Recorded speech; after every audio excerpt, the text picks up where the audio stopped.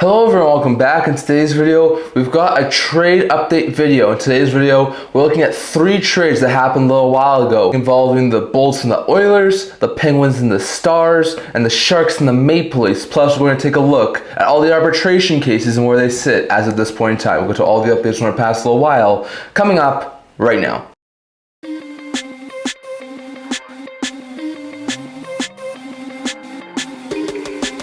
Hello everyone, welcome back to another video here at the End-to-End Hockey channel. Now before we get into this video, don't forget to like this video and subscribe down below. Thank you for all of your support. I would never be able to do this without all of you guys. So if you haven't already, don't forget to subscribe button down below. Don't forget to leave a comment. We're on the road to 1,000 subscribers. And don't forget to stay tuned for more videos coming out in the very near future. So in today's video, we've got an interesting one. We've got basically a trade update video here. We saw 3 trades happen last weekend that I want to touch on here today. Plus we're going to take a quick look at the arbitration cases. So we'll start with the one that happened, I think it was on Wednesday or Tuesday last week, and that was between the Edmonton Oilers and the Tampa Bay Lightning. It was a prospect swap. The Edmonton Oilers acquired Isaac Howard from the Tampa Bay Lightning for Sam O'Reilly. It was a very interesting prospect swap. This deal happened because we already know Isaac Howard did not want to sign in the Tampa organization. They already had contract talks trying to get his ELC going, but he didn't want to sign in Tampa, so that forced Tampa's hand to making a trade with them. They get Sam O'Reilly back, so we know Howard was never going to sign with Tampa. They get O'Reilly back.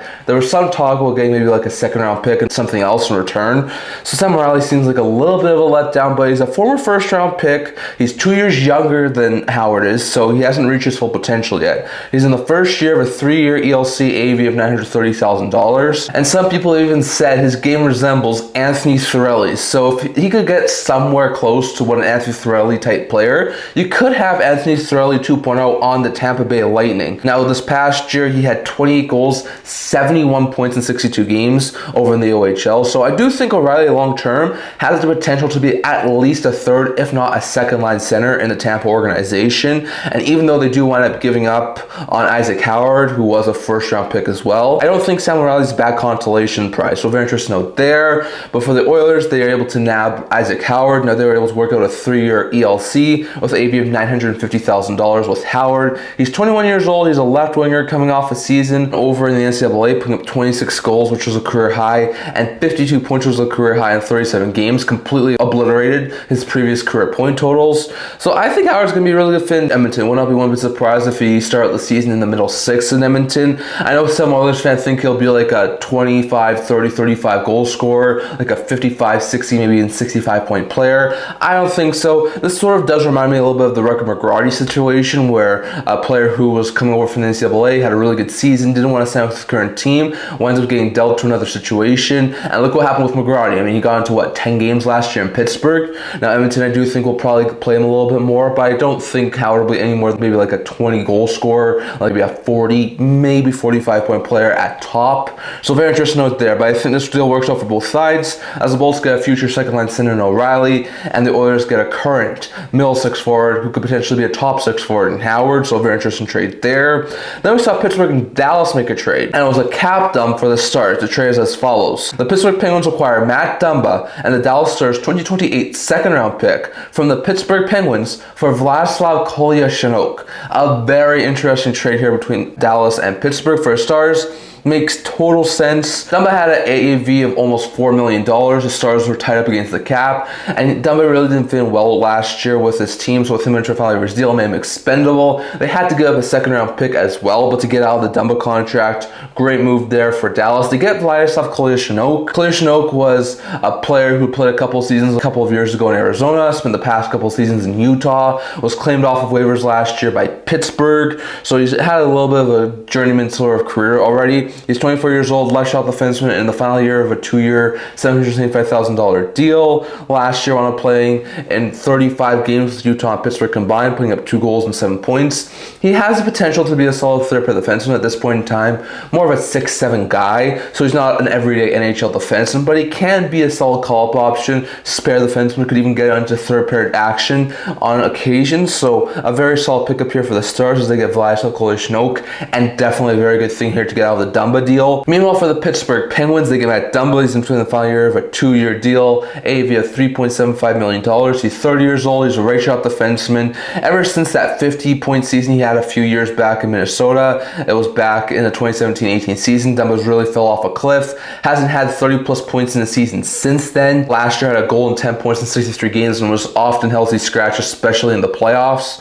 So it never really worked out in Dallas after playing in Tampa and Arizona the year prior. So maybe in Pittsburgh it can work out, especially if this team moves off of Erik Karlsson. He could get top 4 minutes. And if he can produce really well, he might be able to be a trade deadline acquisition for a team. So not a bad pickup here for Pittsburgh, especially if at the trade deadline they're able to flip him for assets. And the Penguins also get a 2028 second round pick. So another second round pick. This one's a couple of years down the road. The Stars might wind up being like a lottery team at that point. So it might be a higher draft pick, it might be a lower draft pick. We're not exactly sure at this point. But they are at least able to get yet another second round pick for taking on some bad contracts. So very interesting note there. But the Stars are able to get out of the Dumba contract and they're able to get Kolyachonok, while the Penguins get a second round pick for taking on Matt Dumba. And then we saw a player swap between the San Jose Sharks and the Toronto Maple Leafs. The Sharks need to alleviate some of their logjam on the blue line, and the Leafs wanted to free up a tiny bit more cap space, make an interesting swap as the Sharks deal Henry Thrun to the Toronto Maple Leafs for Ryan Reaves. So a very interesting trade here for the Sharks. They're getting a decent player here in Reaves. Reaves was a long-time Golden Knight player, so I know a lot of Sharks fans are not overly excited getting him. Plus his contract isn't overly great. He makes $1.35 million. He's in the final year of his deal. He's a solid, hard-hitting fourth-line forward. He is 38 years old, so he is getting up there in age. He's not as effective as he was in years prior, but he still can be a solid fourth-line guy who lays the body. I could also see him be a guy who ends up getting dealt at the trade deadline for the right price. Last year had 2 assists in 35 games in Toronto after he had 4 goals and 6 points in 49 games the year prior in Toronto. Really hasn't had an overly great point scoring season since his career high of 20 points in 18-19 with Vegas. So all in all, like, it wasn't a really overly great stint in Toronto. A lot of Leafs fans weren't really happy with that signing. So he goes to San Jose. He's going to be a 1-year deal, and if it doesn't work out, they can walk away from him as a UFA or deal him at the trade deadline. So not a bad pickup there for the Sharks, but they at least alleviate some of their logjam on the blue line. For the Toronto Maple Leafs, they finally get out of the Reaves contract. This deal does free up about $200,000, $300,000 in cap space, and they get Henry Thrun, who's in the final year of a 2-year deal, AAV of $1 million. He's 24 years old. He's a left shot defenseman. He's over the past couple seasons started to get some NHL action. Last year had 2 goals and 12 points in 60 NHL games after he had 3 goals and 11 points in 51. I do think Thrun could be a solid third pair guy. I think he'll start out as like a 6-7 guy. Could see him be a spare at the NHL level. But I do think he long-term could be a solid third pair defenseman there for the Toronto Maple Leafs. And I think getting all of the Reaves contract and getting a young defender in Thrun is a very solid pickup here for the Toronto Maple Leafs. So all in all, solid pickup here for the Leafs, as I do think they get a pretty good player here in Thrun. So in my opinion, with these 3 deals, the Oilers win the Howard deal because I do think at this point Howard's ceiling is more than O'Reilly's. I think the Penguins win the Dumba deal because they get a second-round pick to take on Matt Dumba and could still move him at the trade deadline. And I think the Leafs win the Thrun deal because I do think Thrun at this point is a lot better of a player and has way more potential than Ryan Reaves. So very interesting trades there, but those are 3 trades we saw late last week. And lastly here, going over to just a couple of quick arbitration updates. So when it comes to some arbitration updates, we saw 11 players over the last weekend file for arbitration, and then we saw 2 players be elected to club elected arbitration. So the 11 players selected to go to salary arbitration were Lucas Dostal and Drew Helleson in Anaheim, Connor Timmins in Buffalo, Arvid Soderblom in Chicago, Jane Struble in Montreal, Maxime Stapelkov in NYI, Capo Caco in Seattle, Nick Robertson in Toronto, and Morgan Barron, Dylan Sandberg, and Gabe Vilardi in Winnipeg. So all those guys elected to go to arbitration, so none of those guys can now be offer sheet eligible, so very interesting note there. And there's a couple of them who have signed their new deals, so we'll touch on that in a second.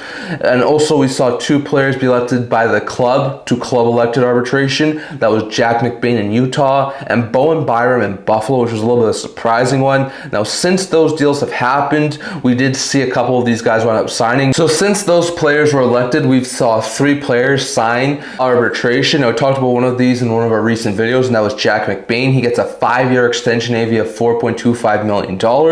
So a very solid signing there for Utah as they're able to keep Jack McBain. I'm a little bit surprised about the term, but still, it's not a bad deal there for Utah. And then earlier, before we started recording this video, we saw 2 more players sign before they were elected to arbitration. That was Morgan Byram in Winnipeg and Byram in Buffalo. Byram gets a 2-year contract with an AAV of $1.85 million, so just under $2 million. Not a bad deal there. This will take him till he's a UFA in 2 years' time, so not an overly atrocious deal there for Winnipeg. Byram's a decent bottom 6 guy, can put up some points. Versatile guy as well, can play center but can also play wing. Last year had 8 goals and 15 points in 74 games with Winnipeg. His lowest point total as a member of the Winnipeg Jets. But still, Byram, I think, has a really solid ceiling, and I think can still be a solid 10 to 15 goal scorer and probably like a 20 to 30 point player. It's not a bad deal there for the Jets, but still, I don't think it's an overly bad pickup here, especially given some of the 4th line contracts that were signed elsewhere. So a very solid signing there for the Jets. And then for Buffalo, they signed Byram. He was in trade talks a lot. There's still a possibility, outside chance he could get dealt, but the left shot defender gets a 2-year extension, AAV of 6.25 to avoid arbitration. So a very solid signing there for the Sabres. This will lead him straight to UFA status. Byram last year didn't have an overly great season, having 7 goals and 38 points in 82 games with Buffalo, which is his highest point total he's had at the NHL level. So it's not to the point where Buffalo fans think he can be, but it is his career high in points. So a solid season there. His first, I think, full healthy season. So not a bad season there. I do think 2 years at 6.25 isn't overly bad for what Byram can bring, and there's still a chance he could get moved. So very interesting note there. But both players who are elected to club elected arbitration, as well as Morgan Byram, have all signed their new deals after being sent to arbitration, and we shall see what happens with the other 10 arbitration cases that are left. But that's the arbitration update from our past couple of days. So that's all I'm going to talk about in this video. I left you guys thoughts. What are your thoughts on the 3 deals we saw involving Pittsburgh, Edmonton, and San Jose? And what do you think about all the arbitration cases that have happened so far? Definitely your thoughts on all of that down in the comment section below. That's all I'm going to talk for today. Remember to like this video, and if you'd like to subscribe down below.